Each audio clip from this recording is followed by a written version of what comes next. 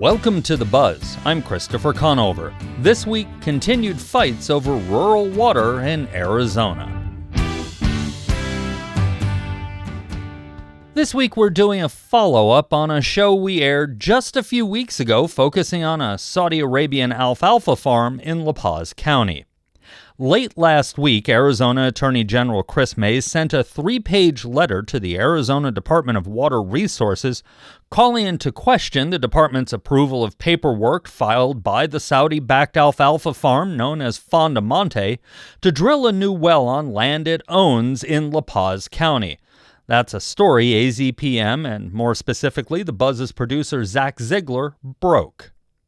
The letter lays out May's belief that swift executive action is needed from Governor Katie Hobbs, who said she would take action only when the legislature failed to change rural water law.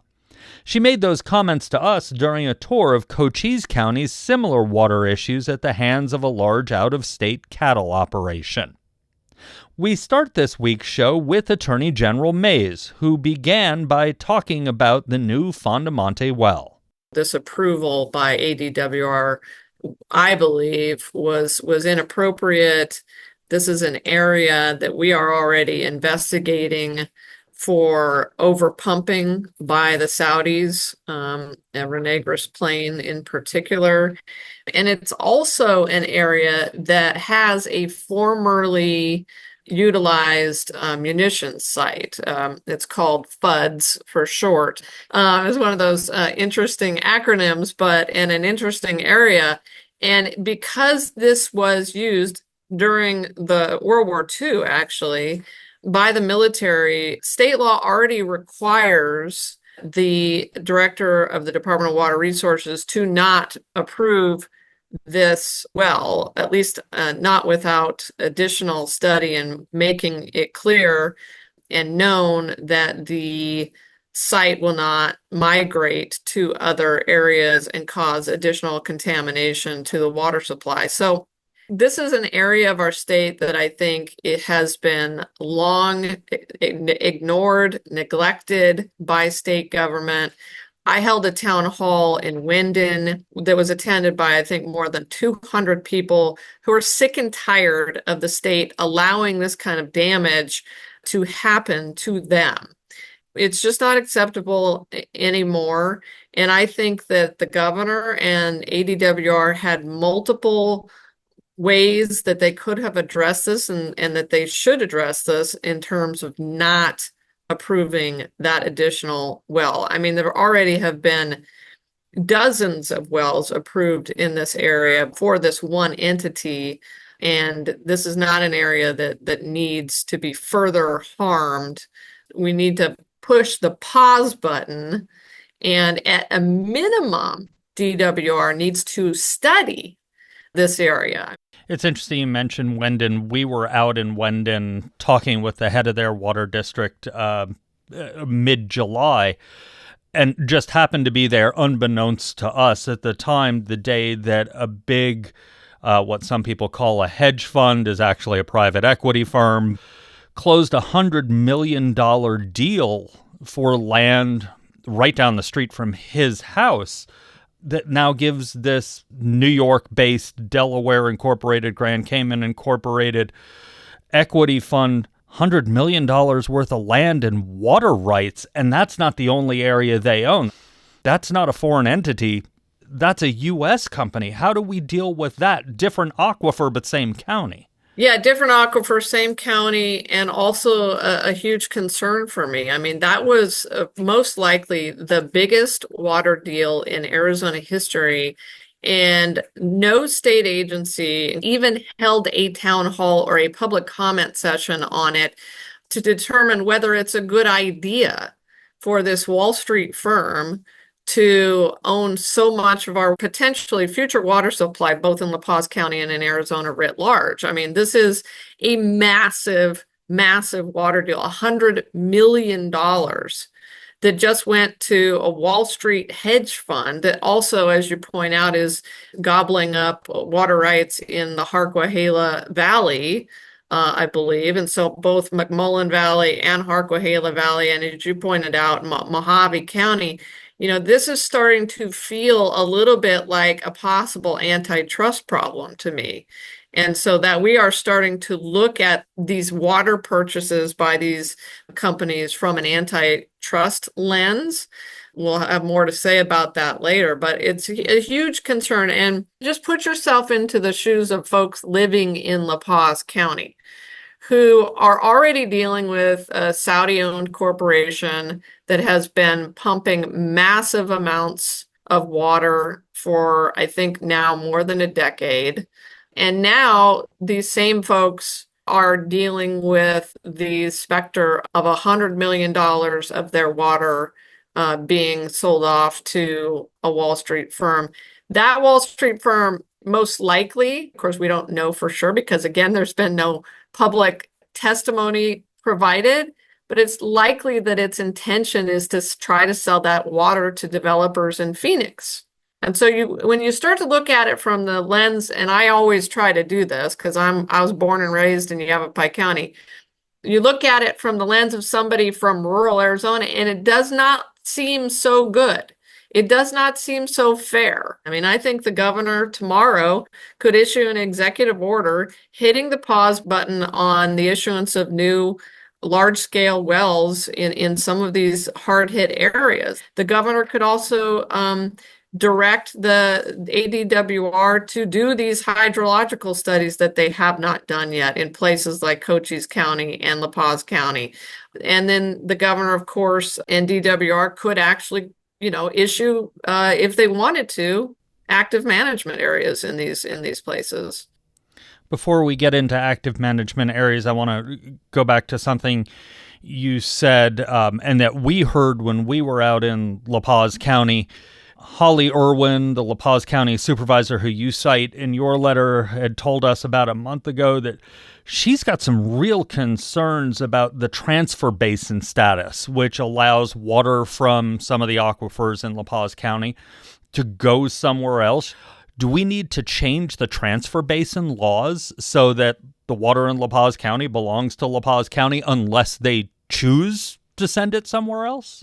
To be honest with you, that would be my preference. And that would probably require legislative action. There are several transport basins in La Paz County that were drawn a long, long time ago, decades ago, and probably not in a way that was fair to La Paz County. I think that's something that should be looked at by the legislature and the governor, but at a minimum, Renegris Plain, which is where the Vicksburg Fondemonte farm is, that aquifer, which is not a transfer basin, should be protected for La Paz County. That was the deal, as I understand it, that was made many decades ago, back in the 1980s. La Paz County, in exchange for the preservation of Renegris Plain, agreed to have these transport basins. That deal has not been honored for the people of La Paz County because Renegris Plain is actively being dewatered by the Saudis. And I don't think that's okay. I mean, I absolutely object to any out-of-state corporation being allowed to come into Arizona and especially into rural Arizona in an unfettered way, suck the aquifer dry. The same thing is happening in Cochise County with the Riverview Dairy, which is a Minnesota-based operation, which is, using, as I understand it, more water on a daily basis than the entire town of Wilcox. We were down in Wilcox last week. When the governor was there, we talked to the mayor and we talked to a number of farmers and homeowners, many of whom are on wells in that area of Cochise County. And they were accusing Riverview and some of the other big corporate farms out there of just pumping water and letting it sit on the ground because if an AMA were to come in, they want to have a record of how much water they're using. So it sounds like maybe the AMA process needs to be changed also. If that's happening, that is obviously absolutely devastating and unacceptable. But again, I did a town hall in this area earlier this year that was attended by more than 200 people. And, those folks came and described damage that they're seeing, the fissures in the ground, the damage to their homes, the fact that dozens, if not hundreds of people have had their wells dewatered. We have sent investigators to this area to talk to people and to take down this evidence in anticipation of a possible legal action on this matter. And it's serious. And again, it's just outrageous that the Department of Water Resources has not acted already. These folks who attended my town hall who are being impacted are Republicans, they're Democrats, they're independents. These are just Arizonans. I mean, we had one woman testify at my town hall who said that she was driving one night in near Wilcox, and she had to slam on the brakes because she was about to drive into one of the fissures that had opened up on one of the county roads near the Riverview Dairy. That's insane. That is absolutely insane, but it is the reality for many people in Cochise County. Why?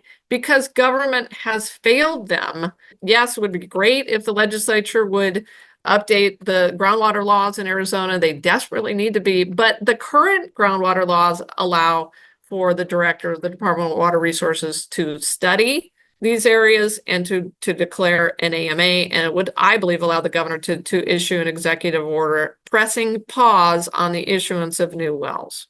If the governor were able to push pause today, there are still plenty of people in these counties and other counties whose wells have gone dry or will very shortly. Is there anything the state can do to help them not only sink wells, but the deeper the well, the more expensive the electricity is to pull the water up? Well, we're looking at that question, and I think you're absolutely right. A lot of damage has already been done. First and foremost, I think the companies that are involved in creating this damage should be held accountable. And that's something that we're looking at in my office in terms of examining whether the state's nuisance laws were violated by the Saudis and by Riverview. There's a reason that I have sent investigators out to both of these areas.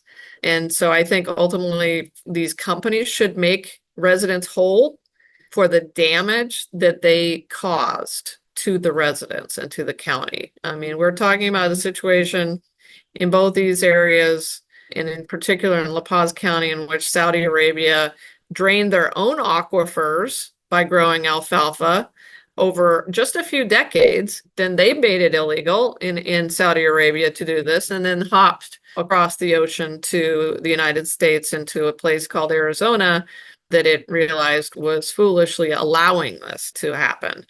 We need to stop playing the fool and put a stop to these practices and protect the people of Arizona and not have these lax groundwater laws, and also at least enforce the laws that we have on the books right now. Thanks for spending some time with us. You bet. It's good to see you guys both. That was Arizona Attorney General Kris Mayes. We mentioned a recent visit by Governor Hobbs to Cochise County. You can hear about that in a new bonus episode of our water podcast, Tapped. You're listening to The Buzz. After the break, we hear from the reporter who broke the Fondemonte story nearly a decade ago, and where it's taken his work since. Stay with us. The candidates for November are set. I know Donald Trump's type. Between now and Election Day, we are not going back. A campaign season unfolding faster. Kamala Harris is not getting a promotion Than any in recent history. Make America great again. Follow it all with new episodes every weekday on the NPR Politics Podcast. Welcome back to The Buzz. I'm Christopher Conover. We're looking at continued fights over the lack of regulation of groundwater pumping in rural Arizona this week. Those laws, which allow groundwater pumping to go mostly unchecked, have been largely unchanged since the early 1980s. That issue was put under new light in 2015 when Nate Halverson, a reporter and producer at the Center for Investigative Reporting, broke the news that a farm with major ties to the Saudi government was growing alfalfa and exporting it to feed dairy cows halfway around the world. Halverson stayed on the agriculture beat since. His latest work is featured in the documentary The Grab, which looks at the growing control of farmland and water use by a few big players, including a U.S. private equity firm and the Chinese government. He began our conversation by telling us how he got started on the story. When I began to look at this, it wasn't to look at where foreign companies were setting up shop in the U.S. It was to look at what countries were running into massive water issues. And Saudi Arabia was one of those places, right? Not many people know, but in the 1990s, Saudi Arabia was actually the world's sixth largest exporter of wheat by pumping up its aquifers to grow wheat and to ship it around the world. But it didn't last. And they basically ran out of water. And the then king said, corporations, you need to spread across the world and find other places with water. And so I thought to myself, where are they headed? And was as surprised as anybody to find them in the desert of Arizona. When you were starting on this, as you were just talking about, you were looking at water, but then it gets into food production. Most people might not see the cross in that, but there certainly is a cross point. Absolutely. I mean, 70 to 80% of the water that we use as humans, we use to grow food. An incredible amount of water gets used in food production. And people always talk about, well, maybe we can ship water or maybe we can find ways to get water here or there. And I'll give you a for instance, when California was in a severe drought in the early 90s, the city of San Luis Obispo was even talking about trying to float an iceberg down. And it's just not practical. The way that you can really move massive amounts of water is to use the water wherever it is to grow crops. And then you ship the crops to wherever they need to go. And that's what economists would call virtual water. When we were out in La Paz County, one of the people we talked with commented how farms in that area used to grow food that people would eat, but now they grow food for livestock. And yes, people eat livestock, but it's kind of one step removed. Why would groups make this switch from one type of crop that is directly eaten by humans to something that has less commercial value? Well, in this particular case, it's because Fondemonte is owned by the largest dairy operator in the Middle East. And what they need is alfalfa to feed their dairy cows back in Riyadh and across that region. And also, if you're shipping cantaloupes, it's a lot harder. You got to refrigerate them. But something like hay, you let it dry out, which to the surprise of no one, Arizona is very good at drying out the hay. And then you ship that to California, to Long Beach, load it up onto shipping containers, and those go back to wherever they're headed. As we reported on our podcast, when you talk about the shipping it out to Long Beach and getting it on ships to head to Saudi Arabia, Fondemonte is not a small company. They have a shipping and trucking arm that is all federally permitted and all of that. Talk about vertical integration. Yes, exactly. And there is a reason behind the vertical integration. I mean, partly business, economics. But the other thing was just an understanding by the leaders of Middle Eastern countries after the Arab Spring, which happened a little over a decade ago, and largely people say was triggered by food price spikes. And those countries were buying food on the open market. And so when food prices shot up, they all of a sudden saw them having to dig into their reserves or having to fight with other countries. And that can be very politically destabilizing. Like, they don't want to have to tell their people, like, hey, guys, you can't eat as much this month. And so when you're vertically integrating your food systems, you're no longer beholden to that spot market.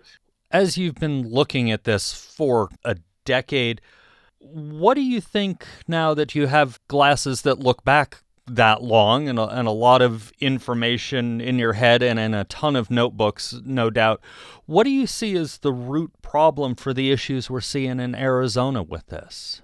I just wonder when Arizonans are going to make a conclusive decision on how they want to manage the future of their water.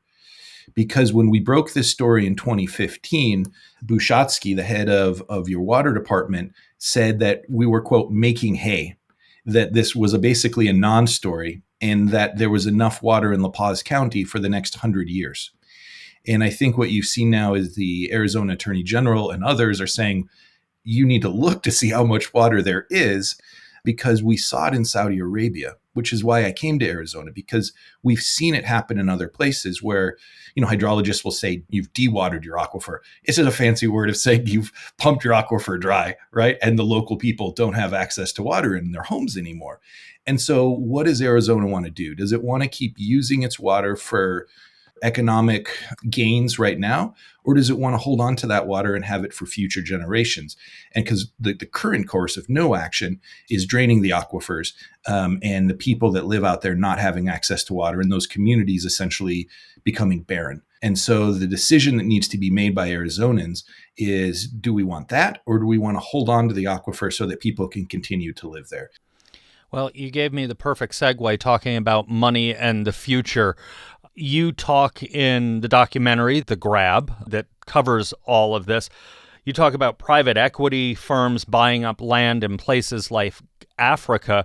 We found a private equity firm that's buying up land in La Paz County, most recently $100 million worth of land, comes with the water rights. They've also bought land in Mojave County and some other places. The locals tell us that the land in La Paz County used to be farmed by a United Arab Emirates company that was leasing the land. So is private equity or hedge funds, are they the future of these big issues? It certainly seems to be the direction that the industry is heading. We're seeing a lot more corporate interest, a lot more private equity, a lot more big money. And so I've come across investment bank white papers where they're saying farmers are getting older, they're nearing retirement age, and their kids don't necessarily want to stay on the farm. And so there's these opportunities to turn farmers into bigger and bigger operations. And so what you're seeing across the U.S. is the size of farms are getting bigger and bigger. And in part, that is a reflection of this corporate interest on growing farms bigger and bigger. I'll say with regards to that La Paz County farm that you mentioned, that, what is it? Is it WME? What's the company that bought that? Water Asset Management. Yeah.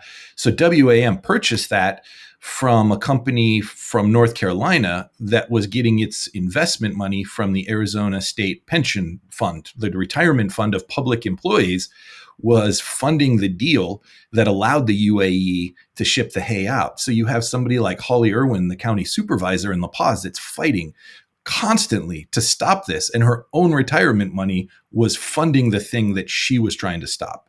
In The Grab and a lot of your other reporting, you've linked food insecurity elsewhere in the world to some big issues. And we talked on a little bit a couple of minutes ago, rioting, overthrow of governments, terrorism, war. So how does this problem come back to the U.S. beyond making the rich richer? A few different ways. One is a lot of countries that are facing water insecurity are facing then being destabilized by these issues. And those can be allies of the United States or strategically important countries for the United States, which means that we have a tendency to send our soldiers or folks over there to manage these conflicts. There's somebody in the film who's a former Navy SEAL and then went on to work at the CIA. That's what he says. It's like, this is where me and my guys are going to end up going. The second thing is refugees. So look at Venezuela. It's become a political issue of people talking about the widespread migration out of Venezuela. But if you look at one of the core reasons, maybe the core reason why people are leaving Venezuela, it's because people are going hungry. I went there in 2017 and people were standing in lines more than a mile long just to buy basic necessities. They called it the Maduro diet. They were all losing weight rapidly. I talked to guys who were working all day and then they would go and eat out of the garbage because they have to work and they can't stand in line all day for food. And how long would any of us put up with that before you're like, I'm going to get out of here? You start and end The Grab here in Arizona in La Paz County. Are there parallels between what the people who are living there are going through now and others you highlight in places like Zambia? You just mentioned Venezuela, Ukraine. Yeah, absolutely. I mean, when we went to Zambia, what we saw also was people that had been living on their land day to day doing their thing, and a large corporation had come in and basically gotten access to the water and moved people off of their land. It was a situation where the locals felt like they had no say in it. They didn't see a future because their water and their food was being grabbed. And so you're beginning to see these trends where the more powerful corporations or entities or people are coming in and taking what the locals had assumed was their right.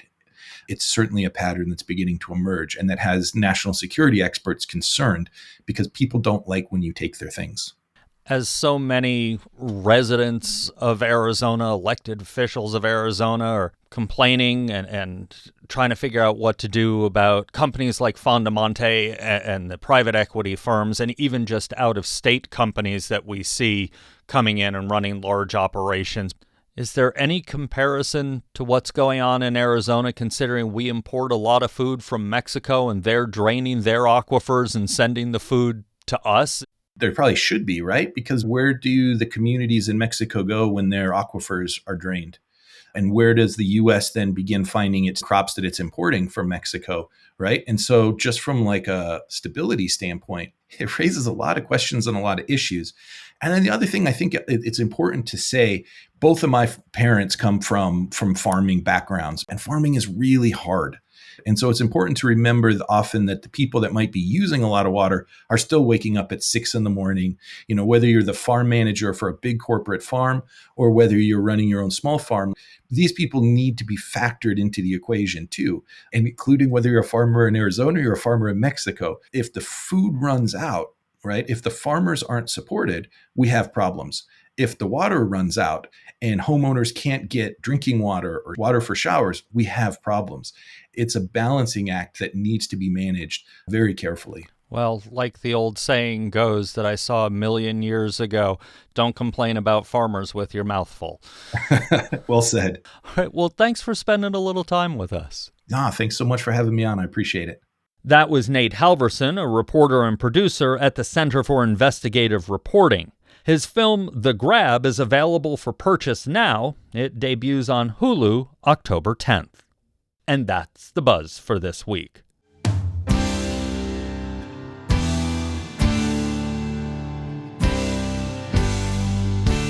You can find all our episodes online at azpm.org and subscribe to our show wherever you get your podcasts. Just search for The Buzz Arizona.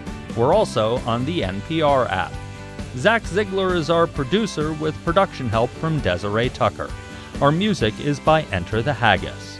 I'm Christopher Conover. Thanks for listening.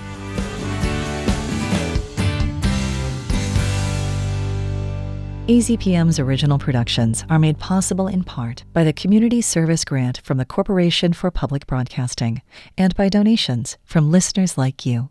Learn more at support.azpm.org.